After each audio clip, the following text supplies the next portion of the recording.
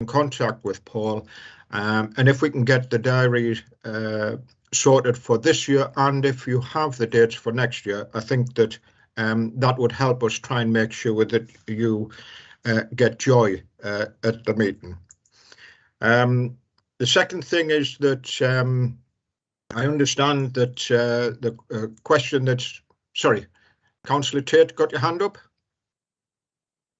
Yeah, I have. Sorry to jump in. I think it was myself that recognised last time that Joy wasn't available.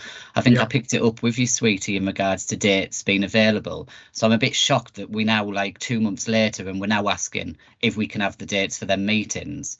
I mean, yeah, I'm just shocked that we're still at a point where they're not in her diary.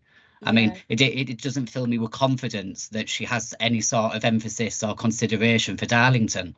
Yeah, just on that, Councillor Tate, and I'm aware that you raised it at the meeting last time.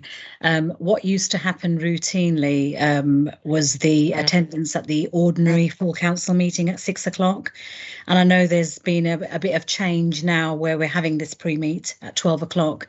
And I think there has been a genuine diary clash today. But going forward, I'm really live to the fact that you want Joy here, and we're going to make every effort to make sure that that's in place going forward.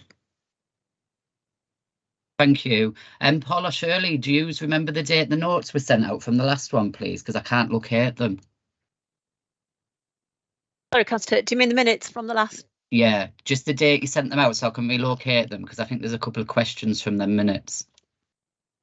Yeah, just if you can pop it in chat, that'll be great. Yeah, I'll try and get that to you. Yeah. Yes, if I continue, we did have a question that came in. Unfortunately, from my point of view, it related to operational issues.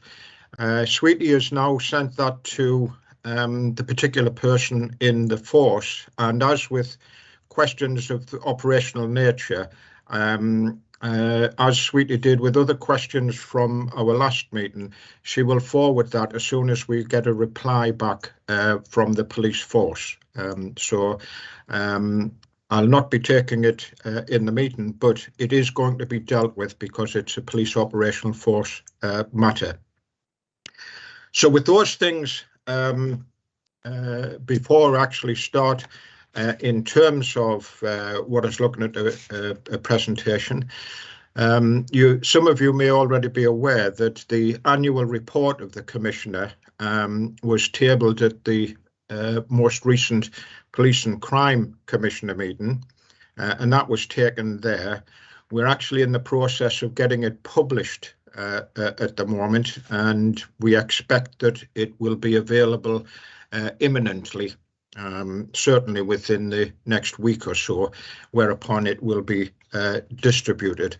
However, for today, what we thought might be useful for you is to go through some of the main points along the safer themes that we have in terms of safer business, communities, online, people, roads and countryside, just to identify where we've been able to make progress over the years and the things that's been happening. I'll be happy to take questions on that, but I will be following that update, if you like, or presentation from the annual report to take some matters specifically geared towards Darlington. So if that's okay in relation to the meeting, what I want to do is to look at some of the key issues. And if we look back to probably the central priority that Joy picked up, which was antisocial behaviour, this is just a summary of what we've been dealing with. The antisocial behaviour champion was appointed and has now been in post for some time. We have invested more than £830,000 into County Durham and Darlington to tackle neighbourhood crime and empower community organisations and voluntary groups to be proactive in addressing matters in the local community. And this includes some direct funding into the neighbourhood police to work with partners in developing projects that will help reduce antisocial behaviour. Has delivered on the commitment to offer up a full complement of police and community support officers during the year that was pledged, and we've had 27, and of course this is the annual report, we've had 27 new starters recruited up to March 2022. Durham as a whole now has 50 PCSOs, and we're above 50 above the national average. And indeed, when I was discussing the issue of community support officers, one of the things that stood out was Durham Constabulary's commitment to retaining and trying as much as they can to put resources into neighbourhood policing. Overall, over the year, taking into account the number of reported antisocial behaviour incidents has dropped by 10% over the 12 months to 19,261. We recognise that not everybody reports things, but we believe that it is helpful that the incidents are going down because a number of other constabularies have incidents going up. So we believe it's going in the right direction, and I think gives us a bit of impetus to make sure that the resources that we're putting in these areas keep delivering on improving the situation. On the serious and organised crime, the constabulary, the force, the force received an outstanding grade in the most recent report of the Peel inspections, and it was really commended for its work in disrupting serious and organised crime. We've safeguarded 129 children at risk of harm and exploitation. Over 40 firearms were seized, including guns and 40 rounds of ammunition. Gun crime isn't a big issue for Durham in comparison to others. It's a big issue if you're facing a gun, of course, for an individual, but these are things that have been taken. And in relation to the serious and organised crime, sentences worth a combined total of 240 years were achieved.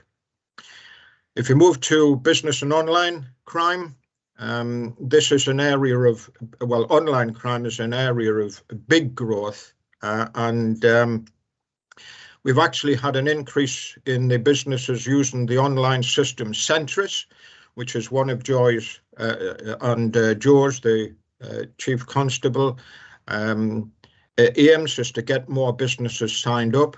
And over the year in question, there were 622 incident uploads, and that has helped in terms of the identification of reported incidents. That Centris has saved over 1,675 days of officer time.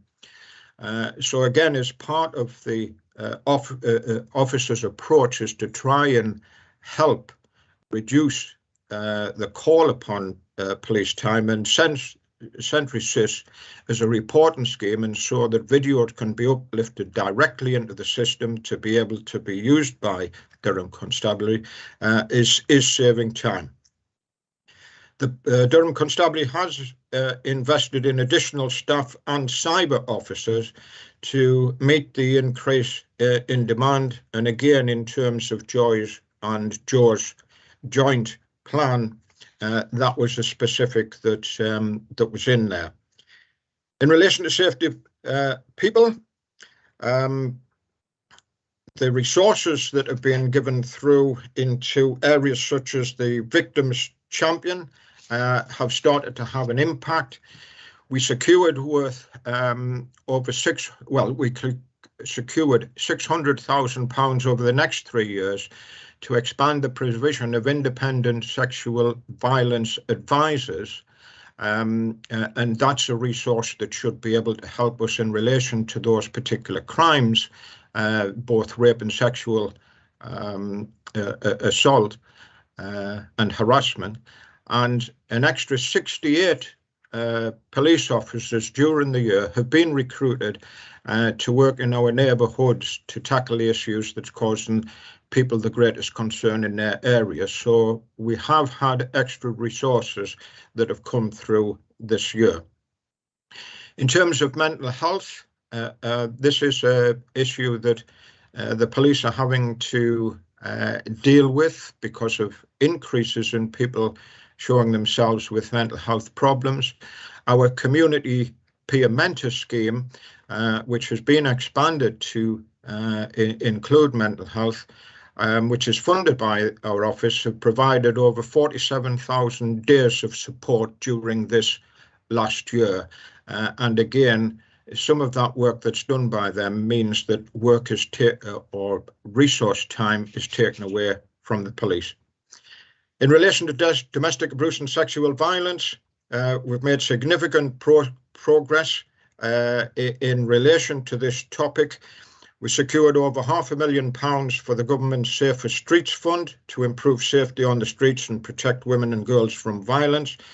And there's been a reduction in the number of stalking offences by 16% during this past year, going from around about 2,400 to just over 2,000 in the year. In terms of drug, alcohol and gambling harm, Joy was appointed the National Lead for Addiction and Substance Abuse at the Association of Police and Crime Commissioner. The work that's being done there, we've been picking up within the office as well. And so there's been a particular push in this area, but we know that alcohol continues to be a significant driver, and indeed the number of incidents related to alcohol increased in this last year 11%. So again, we have more work to be able to do, but we're also getting resources to be directed at it.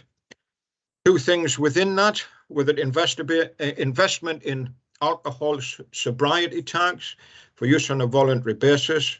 These are not eligible for court orders, but people have committed alcohol-related offences, and that's been increased. And we've also rolled out the use of naloxone to help prevent deaths from drug users, and we now have a local agreement between the Force and Derbyshire County Council to help widen its use by police and custody staff. And this is to try and help people on drugs when they're in a serious situation as a immediate treatment to try and help prevent them dying. In relation to safety roads, we've increased analytical capacities to reduce harm on the roads. There is still a problem in the numbers, of course, of incidents happening. Officers have been making use of Section 59 notices, and that allows them to confiscate off-road bikes and quad bikes immediately, rather than going through a process. And you'll have seen some of the publicity that's gone about some of the bikes that's been taken off the road. We have put investment in new community speed watch vans, Weardale and Teesdale, and onboard technology to clock multiple motorists at a time, and volunteers are being included in that. And indeed, recently myself and Joy went through training on that, because we want to be able to try and promote speed watch volunteers as an ongoing help in tackling the problem of speeding drivers and also driving standards. Funding support has been brought through for road traffic fatalities for the families through the VCAS Victim Service. There's been 61% increase in the number of breath tests carried out over this past year, and a 4% increase in the number of positive results. Although one might like to feel that drunk driving has been publicised enough over the years, we're still getting too many people who are drink driving is still going on. And the general position for road safety, roughly 2 vehicles a day on average are seized for no tax, no insurance or driver disqualification, a total of 725 vehicles throughout the year. As we move to the final area, which is safer countryside for the relation of this report, we've actually made quite a good progress in relation to the countryside incidents and getting them reduced. There's been a year-on-year reduction in rural crime claims, and Durham is one of the few forces nationally to have seen a drop in the rural crime claims, particularly in relation to agricultural vehicles, machinery, and livestock. We've had a 26% increase in people signing up for Rural Watch. That's gone up from around 1,200 people to just under 1,600 people. And there has been funding made through the Commissioner's Office to repair damage to property mark farm machinery. So this is a device that was being used to mark farm machinery so that if stolen, we could recover it. That's if you find it, of course. And there was a device to do that that was out of use, so that was repaired. And then £7,500 from the office was given towards the purchase of cameras, ANPR cameras, to identify and track the movement of offenders and stolen machinery through the county, and provide additional support for neighbourhood forces and country line operations. So we've had a decrease in the number of incidents, and there will be significant effort put in to try and make sure that that continues year on as well. So for the year that's just passed, there's been quite a bit of activity. There's been a fair amount of success in the areas where commitments have been given, but we do recognise that there is still a lot more work to be done. If you want to, Chair, I've been speaking quite a bit there. Before I go on to talk about some of the specific issues in Darlington, is there any points that would be like to raise in relation to the annual report?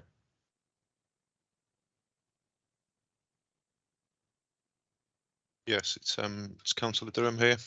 Yep. Hi, Nigel. Thanks for that. Yeah, it's hopefully the question will be answered in the next section, because I was just interested in how does this affect Darlington? Yes, there are some specifics that I'm coming on that will go there, but you'll recognise that in relation to the money that was got for certainly the fourth round of Safer Streets, Darlington is involved with that funding. It's been developed through. There was already funding from previous commitments, and it builds upon that. My understanding is that at the moment, Sweetie, you can tell me if it's different, is that we're actually working through how that funding is going to work through into the practical realities for Darlington, and I understand those discussions are actually current at the moment. And in terms of Section 59, in terms of some of the initiatives,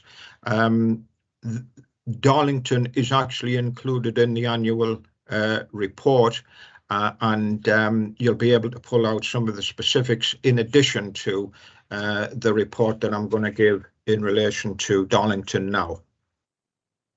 Okay, that's great. If I could just add one thing while I'm on, just while I don't disturb it later on. Yep. At the last meeting, and it wasn't in the minutes from that, I did ask the question about our own civic enforcement and the interaction with the police, in terms of how the signposting, so it's clear that there aren't any real blurred lines. Sweetie, you said that was imminent and it was going to be the next couple of weeks, and I haven't seen anything. Yeah, I think as hate to say this, but it still is work in progress. So I mentioned at the last meeting, and I'll say it again now, the ASB signposting is actually a real priority area. And this is about making sure that people know where to report noise, where to report fly tipping, etc., etc. My understanding is that this is very nearly done. And I know I said this last time, it just needs to be absolutely out there so that the public know exactly how to access these services. I'll keep you absolutely cited on progress, Councillor Durham, be assured of that, because it is actually very high on our radar at the moment.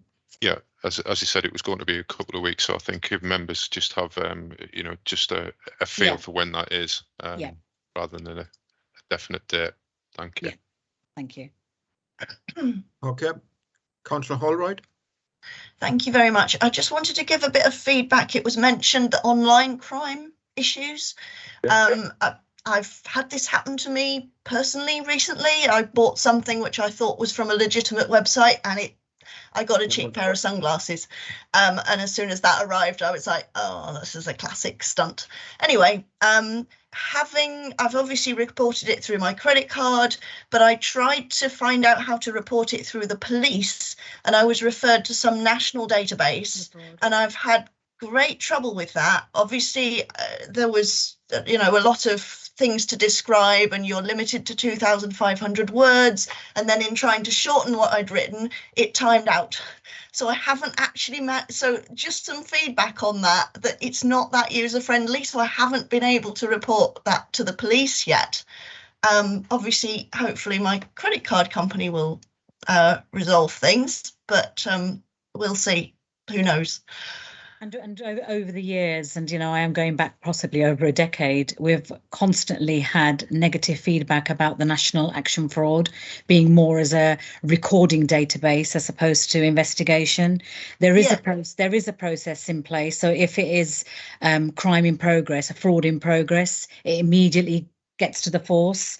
But if you like, if you can provide me on more information in that, I this can. has just happened, you know, earlier this month. So I can actually put you in touch with somebody from our digital investigations team, who incidentally has just won a national award for all his cyber efficiency, and he'll have absolutely no problem in kind of like having that conversation with yourself. No problem. That would be wonderful. Thank you. Okay. Right, if I can move on now and pick up some of the things that are relating more directly to Darlington. The first is that within the office we have a number of services that relate to support for victims of crime, and what's been done is brought this together so that we're all really under one roof. And having using the analogy of under one roof, we're looking at a front door approach, so that whoever contacts us, whatever the issue is, if they've been in relation to a victim of crime, it then gets, I think the word is triage, isn't it, Sweetie, that you sort it out and direct it into the most appropriate of the organisations that are now more directly part of the office. So in the past, we've had some difficulties with, there were multiple organisation confusion links, so we've cleared that out and establishes first contact navigators that can help support, but also in relation to sexual violence, and be able to point people where they best get the support from. That includes, of course, the hitherto Darlington-based community mentor service, who sit behind that, and they're offering up now support to victims of antisocial behaviour, as well as the areas that they covered before as well. So the community peer mentor service is expanding in the number of areas that it that will cover. So We've been recently pulled this together. We've recently got it into line, and there's 1 or 2 positions in terms of staff that need to be filled. But the direction of travel on that is we are anticipating that there'll be a more linked up and a more effective victim service for anybody that's a victim of crime. So that's one area, and of course, I would mention as well where the community mentor peers that they did win the Queen's Award for voluntary groups and received that award officially, I think on the 8th of September, which recognised the service that in. So I would mention that, and some of you will be familiar with their office in Darlington in Gladstone Street that has all those certificates on the wall over the years about the services that are provided. Second point, although not sitting in Darlington, it will have an impact, is that they're making progress on the custody suite and investigation hub. That looks as though it's going to be ready in the middle of next year. And I was down there again, and now you can see roughly what the size of the building is going to be, and it is quite a sight.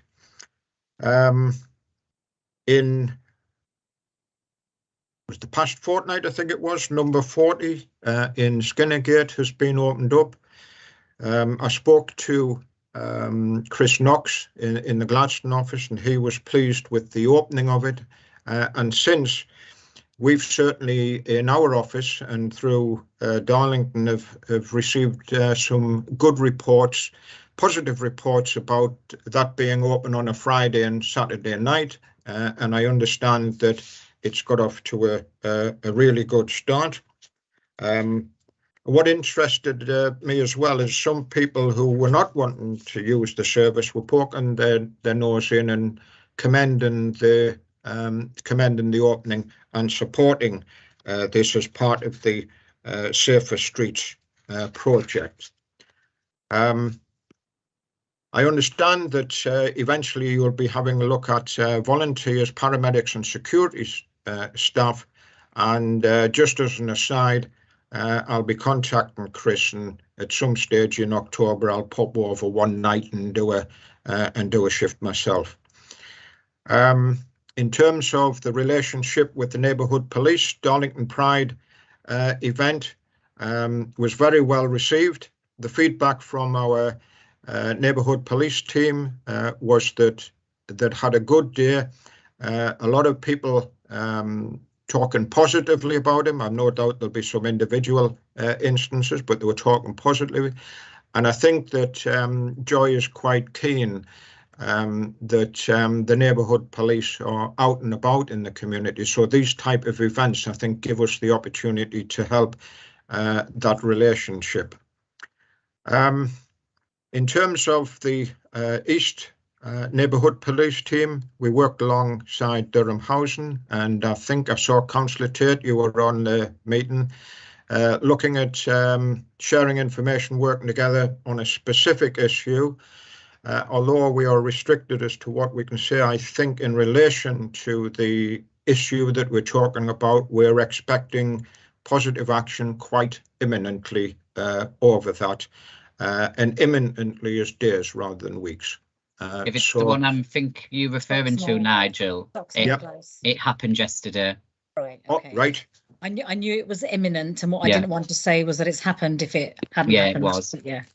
Thank you. Well, thank you for that. It was more imminent than I was anticipating. So those were some of the specifics in relation to Darlington. But again, I'm here if there's anything that you wanted to raise. I would just remind you that although once or twice I've had to get pulled out, I am in Darlington every Friday at Gladstone Street.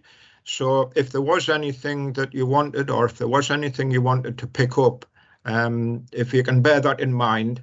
I know I'm not Joy, but I can feed back to Joy if you wanted to pick up anything when I'm in Darlington on a Friday. So back over to yourselves.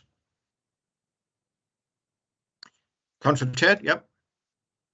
Thank you. Just picking up on that Stocksmoor issue that we just mentioned, the work that goes into these closures, and there's been 2 recently in Darlington, the teams work really hard, including information from councillors like myself to support that closure, from residents who really don't want to be the face of a closure because it can have repercussions.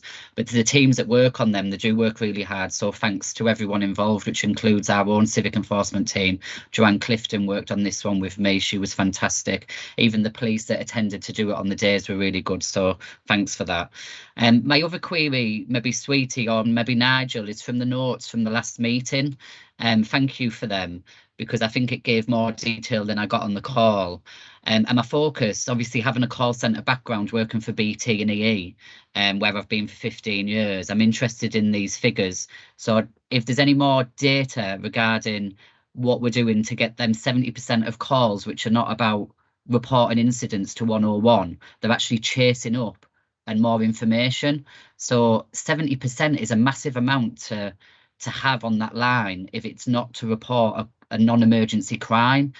So what are we doing? Has there been any progress to get them calls off there? So actually residents aren't waiting to report something.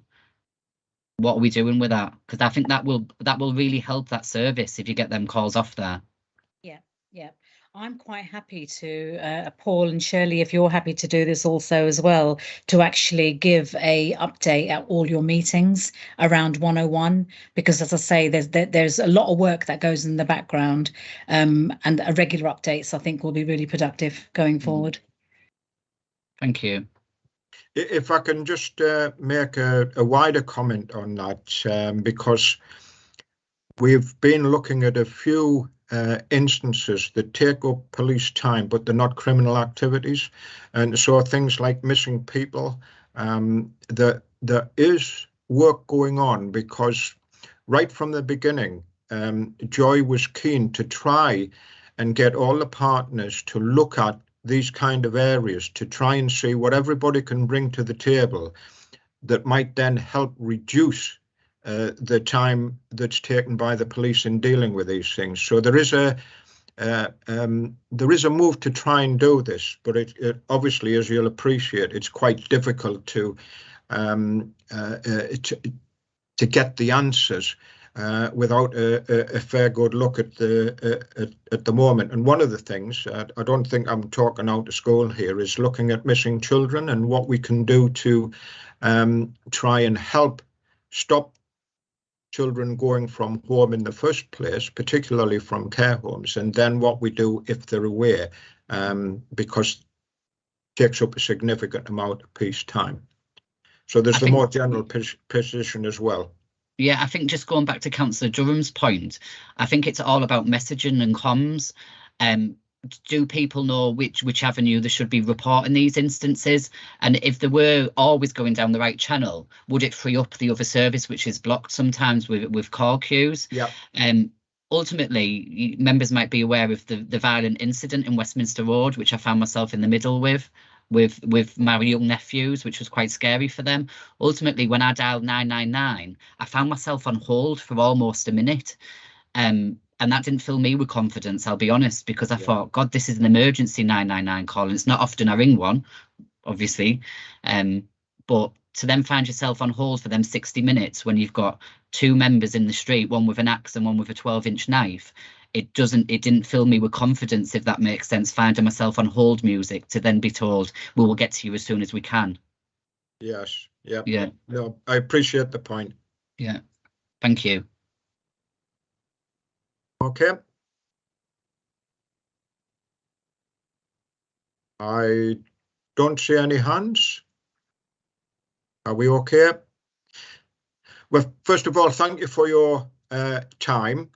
I take the point that you made, Councillor Tate, about the time of things. We will be following this up, and although I'm quite happy and even more happy to see a picture of the beginning of the railways on starting things. Quite happy to take questions from that.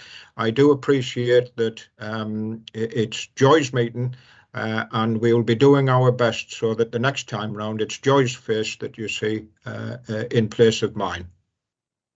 The questions that's raised today, we will follow up and contact people. So with that, unless there's anything else, then thank you very much and safe journey home. Thank you. Thanks, Nigel. Thank you. Cheers. Thank you very much. Bye. Ta-ra.